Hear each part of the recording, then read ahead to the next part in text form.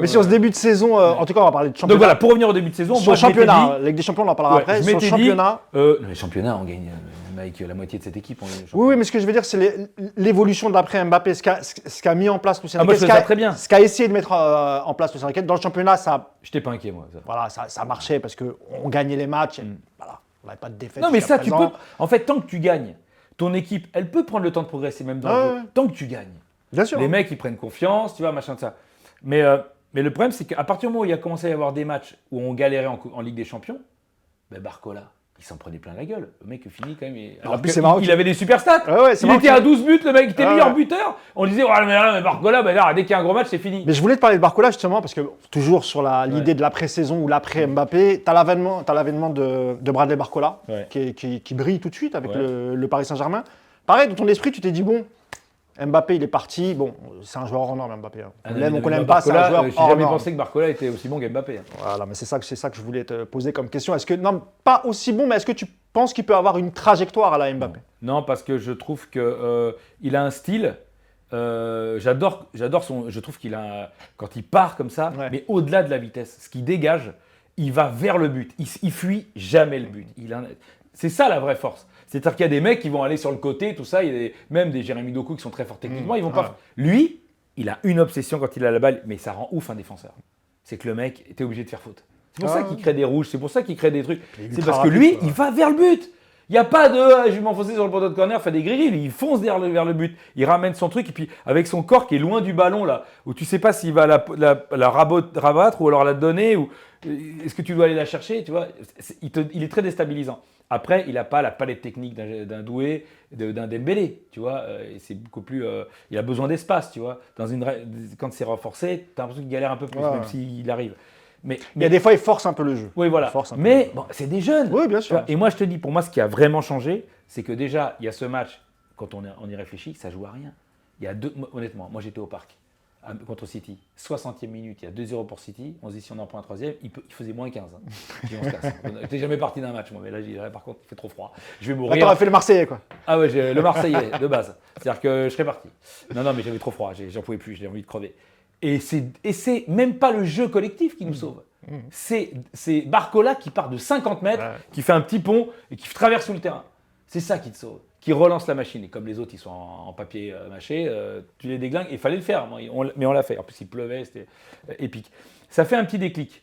Mais surtout, tu as Dembélé qui devient énorme et tu recrutes Kvaratskhelia parce que moi, le discours du non mais on s'en fout, on veut progresser, l'important c'est de collecter ça. Mais si tu penses vraiment ça, tu recrutes pas Kvaratskhelia en janvier. Tu dis, bon là, on va attendre tranquille. Alors, juste sur Kvaratskhelia, Julien, je te le dis, parce que c'est Lucien Riquet qui l'a dit, il le voulait déjà la saison d'avant. Mais il pouvait l'avoir. Mais il pouvait l'avoir. Hein. Mais il pouvait l'avoir la saison d'après aussi. Tu connais le président de Naples qui.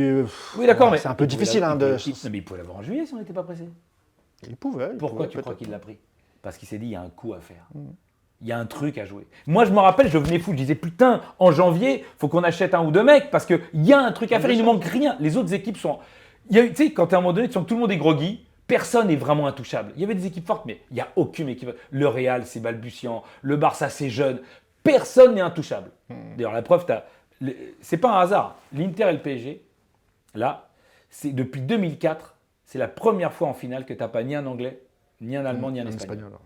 Parce que comme en 2004, il y avait une espèce de creux. Et bien là, tu profites de ça. Mais il manquait pas grand-chose, honnêtement. Kvaratskhelia, est-ce qu'on se rend compte de l'impact qu'il a eu ? Même sur les autres. C'est-à-dire que c'est un taulier quand même. Tu le vois quand il est là. Ce mec, il était champion avec Naples, les champions d'Italie. C'est pas rien. C'est un mec qui sait ce que c'est, tu vois, qui est capitaine de sa sélection. Et puis qui a joué dans une ville qui pue le fou. Oui, et puis c'est un mec qui est le boss de sa sélection. En fait, il y a plein de moments où il a des responsabilités. C'est-à-dire que c'est un joueur, c'est pas Barcola. C'est pas une question de talent. Tu veux dire que Willy Sagnol a joué un rôle dans le. Je dirais pas jusque-là, même si j'embrasse Willy. Mais ce que je veux te dire, c'est que quand tu as Dembélé qui prend ses responsabilités, que tu as lui, et qu'en plus derrière, tu as Donnarumma qui redevient le mec de l'Euro 2020, ben c'est là où tu fais la diff. Mais justement, pour en revenir Parce que ton collectif, il est aussi bon qu'Arsenal, aussi bon qu'Unai Emery, mais eux, ils n'ont pas ces mecs-là parce qu'eux, ils se font planter par Saka. Ils se font planter par Odegaard. C'est ça qui fait la diff. C'est qu'ils jouent très bien. Bien sûr. Mais même Liverpool, ils jouent très bien au match retour. Mais qu'est-ce qui se passe ? Ils mettent 0 but. Même en dominant, ils mettent 0 but. Arsenal, dans leur bonne période, ils ne te mettent pas assez de buts parce qu'ils n'ont pas les individualités, ce que on appelle des stars bêtement, qui vont faire que ils concrétisent tes moments forts, tu vois. Ce dont tu parlais tout à l'heure avec les Benzema, ce genre de. Je te rappelle que, mais même un mec comme Lukaku, en 2017, il est très fort, Lukaku, en 2017. Il est très fort, Lukaku. Alors qu'ils ont une équipe amoindrie, on a un temps faible, il met 2 buts contre nous. C'est ça qui nous tue. On prend 2 buts de Lukaku, ça nous met en panique. Parce que ce mec-là, il t'a tué. Il a eu 2 fois l'occasion, il t'a tué 2 fois. C'est ces mecs-là que n'a pas Unai Emery. C'est ces mecs-là que son attaquant, c'est notre remplaçant. Quand il est face à face avec Donnarumma, il tire dessus.